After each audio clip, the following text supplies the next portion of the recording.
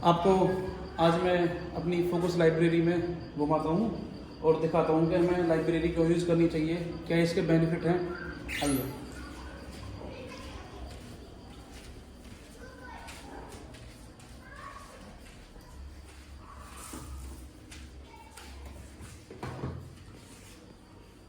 हाँ तो भैया, किसी तैयारी चल रही है आपकी? हाँ ये यूपीएससी की। अच्छा अच्छा अच्छा। तो आपको कैसा माहौल लगता है लाइब्रेरी में आके? जो हमारी ये फोकस लाइब्रेरी है, जी। तो आपको कैसा लगता है यहाँ पे कि क्या इसके बेनिफिट हैं, क्यों हमें लाइब्रेरी ही यूज़ करनी चाहिए?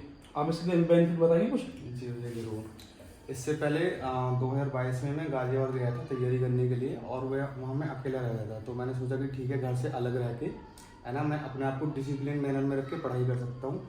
बट मैं 1 साल में मुश्किल से मतलब मैं 3 महीने के अंदर ही पढ़ाई कर पाया। और वहाँ क्योंकि रूम बेशक से हमारा अकेला है, जब अकेले हम रह रहे हैं सोचते कि मतलब यहाँ टाइम बर्बाद हमारा नहीं होगा, बट फिर भी क्योंकि किसी की फ़ोन कॉल आ रही है, घूमने चले गए, कैसे भी चले गए, तो वहाँ पढ़ाई नहीं हो पाती अकेले में।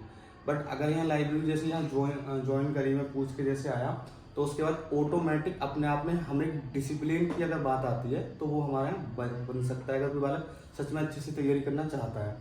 क्योंकि लाइब्रेरी में आने के बाद जब हम अकेले पढ़ते हैं, जो मेन जो फायदा है लाइब्रेरी का, वो मैंने ये देखा कि अगर हम अकेले पढ़ रहे हैं, मतलब हो सकता है हम डिसिप्लिन रख पाए अपने आप को, पर जब हम अकेले पढ़ते हैं ना, तो अगर हम 6 घंटे भी पढ़ रहे हैं तो हमको लगता है कि कम से कम पता नहीं कितना पढ़ रहे हैं, क्योंकि हमको पता ही नहीं कि और कोई बच्चा पढ़ रहा है कि नहीं पढ़ रहा।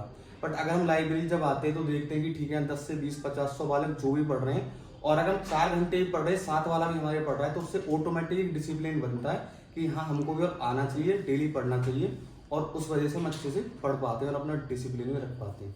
सबसे बड़ा बेनिफिट यही लगा मुझे। तो आप ये बताइए, तो आपने यही लाइब्रेरी क्यों ज्वाइन करी? और बहुत सारी लाइब्रेरी हैं, इस लाइब्रेरी में ऐसा खास क्या है जो आप हमारी इस लाइब्रेरी में आए? हाँ, ये सबसे पहला जो खास है, क्योंकि मैंने और भी बच्चों से पहले यहाँ का मतलब जब यहाँ 2 लाइब्रेरी थी, एक आपकी और एक और लाइब्रेरी थी, तो क्योंकि लोकल एरिया, तो मुझे लगा कि पता नहीं मतलब इन्वायरमेंट ऐसा होगा कि मतलब बहुत ज़्यादा आपस में बातचीत या शोर होगा और सारे डिसिप्लिन नहीं बन पाए। बट जब मैंने और लोगों से मतलब 2 से 3 बच्चे थे इस लाइब्रेरी में ऑलरेडी, जिनसे मैंने फीडबैक लिया, तो उन्होंने बोला कि वहाँ बच्चे जो अपना डिस्कस करते हैं ना, उनके लिए भी भाई ने एक अलग रूम दिया हुआ है ऊपर, डिस्कशन रूम, और उसमें आपको कोई भी वो नहीं होगी। तो इसलिए जब मैंने फिर यहाँ कॉल करके पता करा, और जब मैंने आया, पहले से ट्रायल के तौर पे 2 दिन ज्वाइन करते हैं, तो मैंने ट्रायल लिया, तो सच में भैया यहाँ का पूरा माहौल इस तरीके से कि अगर हम चाहें तो बड़े आराम से पढ़ सकते हैं बिना किसी भी डिस्टर्बेंस के। तो मेन चीज़ यही इशू था। जो दूसरी लाइब्रेरी थी उनमें ये था कि बच्चे किसी की मानते नहीं है, कोई बच्चों में मतलब रूल रेगुलेशन है नहीं, तो इसके रूल एंड रेगुलेशन काफ़ी सही लगे, जो मेन कारण था मेरा ज्वाइन करने का।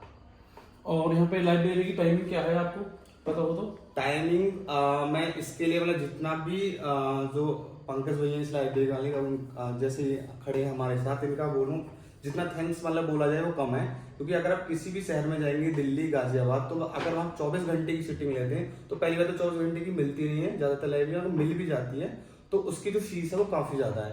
बट यहाँ आपको 500-700 रुपये में फुल फैसिलिटी, मतलब AC और क्लीन वाटर, आपको लॉकर मिल रहा है, साथ ही साथ लाइटिंग की पूरी 24 घंटे की फैसिलिटी है, वो आपको मिल रही है बहुत ही नॉर्मल रुपए में, 500-700 में 24 घंटे के लिए, जो आपको कहीं और नहीं मिलेगी किसी भी बड़े शहर में।